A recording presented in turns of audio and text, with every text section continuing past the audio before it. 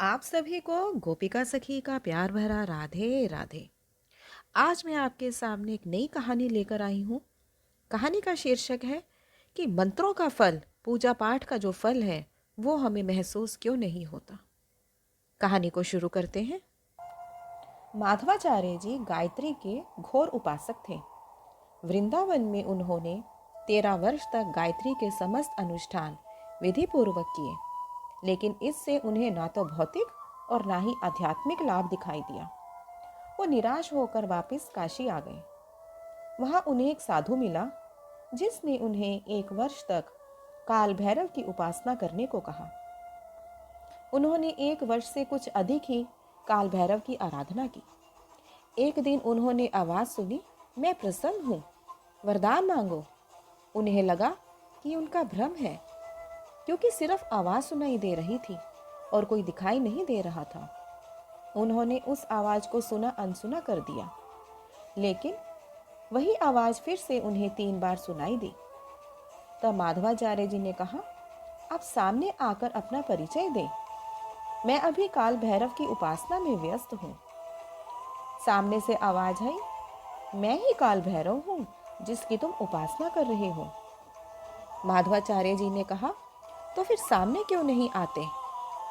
काल भैरव जी ने कहा, माधवा, तुमने 13 साल तक जिन गायत्री मंत्रों का अखंड जाप किया है, उसका तेज तुम्हारे सर्वत्र चारों ओर व्याप्त है।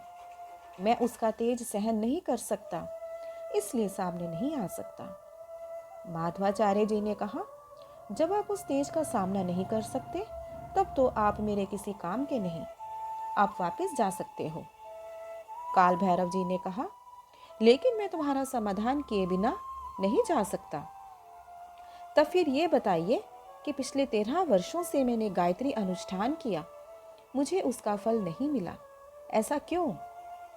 काल भैरव ने कहा, वह अनुष्ठान आपका निष्फल नहीं हुआ है, उससे तुम्हारे जन्म जन्मांतरों के पाप नष्ट हुए हैं। तो अब मैं क्या करूं? फिर से वृंदावन जाकर और 1 वर्ष गायत्री का अनुष्ठान करो। इससे तेरे इस जन्म के भी पाप नष्ट हो जाएंगे। फिर गायत्री माँ प्रसन्न होंगी। काल भैरव ने यह भी कहा, गायत्री कहाँ होते हैं? हम तो यहीं रहते हैं, पर अलग अलग रूपों में।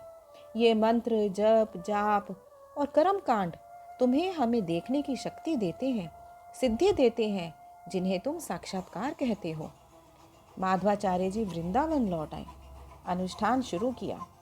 एक दिन ब्रह्म मुहूर्त में अनुष्ठान में बैठने ही वाले थे कि उन्होंने आवाज सुनी, मैं आ गई हूँ माधव, वरदान मांगो। माँ, माधवाचार्य जी फूट फूट कर रोने लगे। माँ, पहले बहुत लालसा थी कि वरदान मांगो, लेकिन अब कुछ मांगने की इच्छा ही नहीं रही। माँ, आप जो मिल गई हो। माधव, तुम्हें मांगना तो पड़ेगा ही। माँ, ये देह शरीर भले ही नष्ट हो जाए, लेकिन इस शरीर से की गई भक्ति अमर रहे। इस भक्ति की आप सदैव साक्षी रहो, यही वरदान दो। तथास्तु। अगले 3 वर्षों में माधवाचार्य जी ने माधव नियम नाम का अलौकिक ग्रंथ लिखा। याद रखिए, आपके द्वारा शुरू किए गए मंत्र जाप पहले दिन से ही काम करना शुरू कर देते हैं, लेकिन सबसे पहले प्रारब्ध के पापों को नष्ट करते हैं। देवताओं की शक्ति इन्हीं पापों को नष्ट करने में खर्च हो जाती है, और आप अपने जप, जाप या साधना को निष्फल जान हताश हो जाते हो। जैसे ही ये पाप नष्ट होते हैं, आपको एक अलौकिक तेज, एक आध्यात्मिक शक्ति और सिद्धि प्राप्त होने लगती है। अतः निराश ना हो, अपनी भजन भक्ति को चालू रखो।